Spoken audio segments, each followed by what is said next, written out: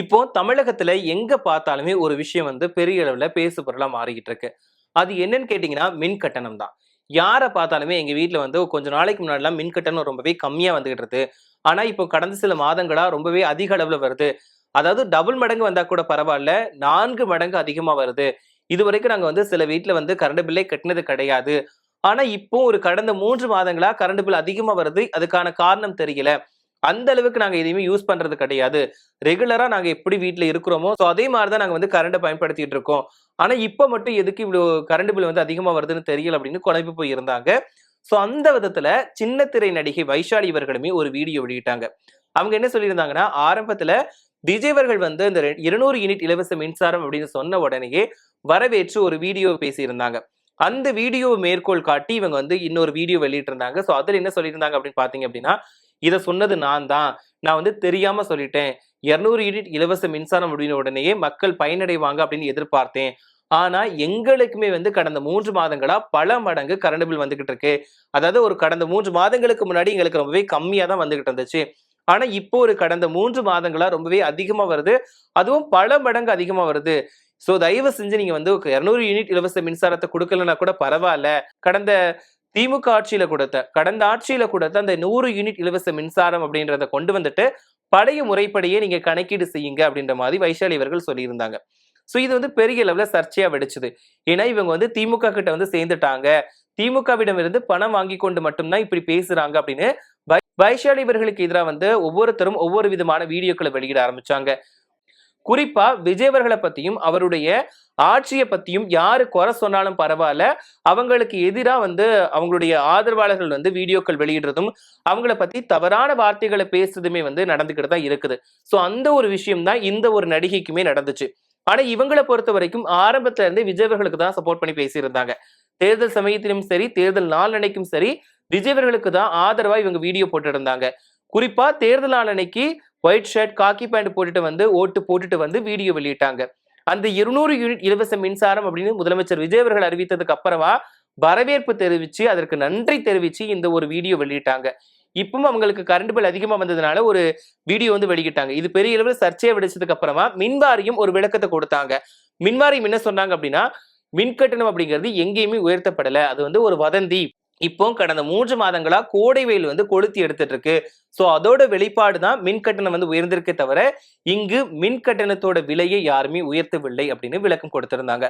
அது மட்டுமே இல்லாம நாங்க 3,75,000 மின் இணைப்புகளை பரிசோதனை செஞ்சோம்.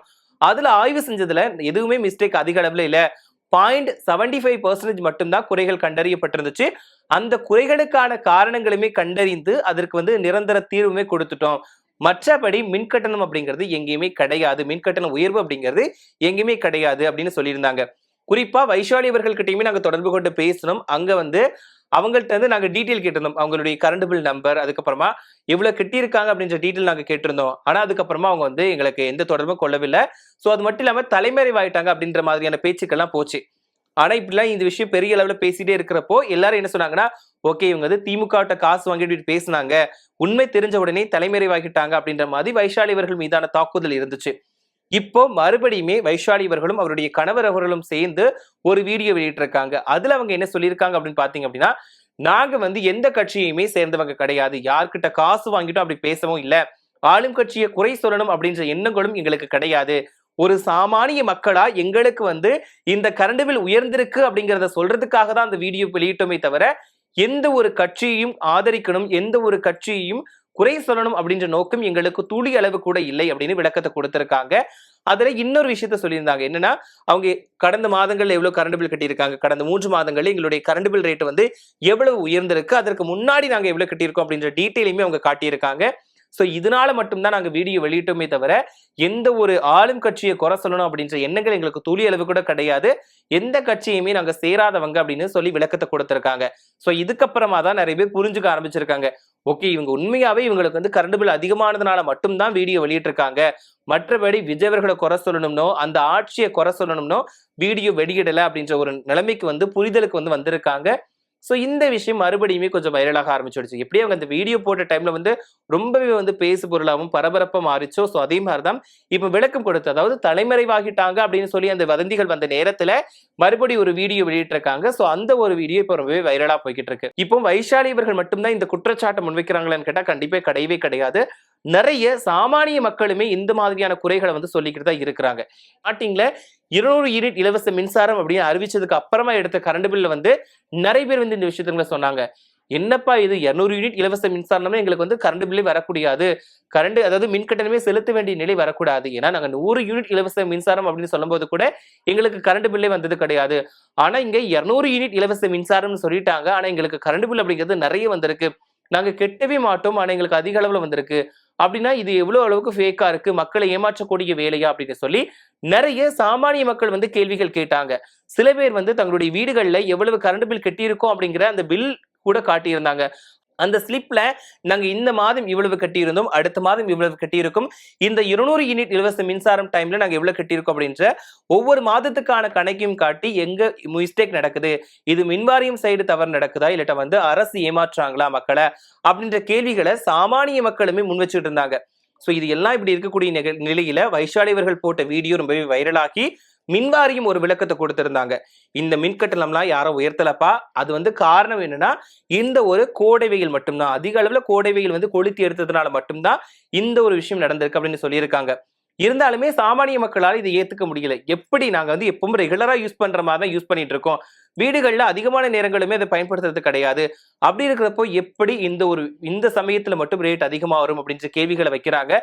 சோ இதற்கு வந்து தமிழக அரசு தரப்பிலும் இருந்து சரி, மின்வாரியம் தரப்புல இருந்தும் சரி ஒரு சரியான விளக்கத்தை கொடுத்தா மட்டும்தான் சாமானிய மக்களுக்கு ஒரு புரிதல் வரும். அது மட்டும் இல்லாம நம்பவும் ஆரம்பிப்பாங்க. ஏன்னா இது வந்து ஒரு பெரிய அளவுல மக்களை வந்து குழப்பத்துல தான் ஆழ்த்தி இருக்கு.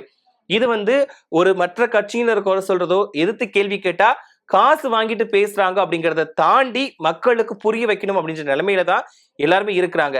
ஏன்னா எல்லாருக்குமே எல்லாரும் காசு கொடுத்து பேச வைக்கணும்னு அவசியம் கிடையாது. ஏன்னா இங்க பேசுறதுக்குங்கிறது எல்லாருக்குமே தெரியும். ஏன்னா ஒவ்வொரு மக்களும் வந்து காசு வாங்கிட்டு பேசணும் அப்படின்ற அவசியம் கிடையாது. அவங்களுக்கு வந்து ஒரு குழந்தை கிடையாது. தங்க வீட்டுல வந்து கெட்டக்கூடிய அந்த கரண்ட் பில் அதிகமா வரதுனால மட்டும்தான் இந்த விஷயங்களை வந்து எல்லாரும் பேசிட்டு இருக்காங்க. சோ அந்த விதத்துலதான் வைஷாலி அவர்கள் வந்து ஆரம்பத்துல அந்த வீடியோ பேசி அதுக்கப்புறமா அவங்க மீது வந்து தேவையில்லாத வார்த்தைகளால் அவங்களை தாக்கி பேசி மறுபடியுமே அவங்க விளக்கம் கொடுத்து வீடியோ வெளியிட்டிருக்காங்க. சாமானிய மக்கள் மீதுமே இந்த மாதிரியான தாக்குதல் நடந்துகிட்டு தான் இருக்குது. இவங்க திமுக காரங்க, சோ அதனாலதான் இவங்க வந்து இப்படி குறை சொல்றாங்க அப்படின்னு அந்த கட்சியை சார்ந்தவங்க தேவையில்லாத கருத்துக்களை பயன்படுத்துறதும் நடந்துகிட்டு தான் இருக்குது. சோ இதுக்கு தமிழக அரசும் சரி, மின் வாரியமும் சரி சரியான விளக்கத்தை அளிக்க வேண்டும்.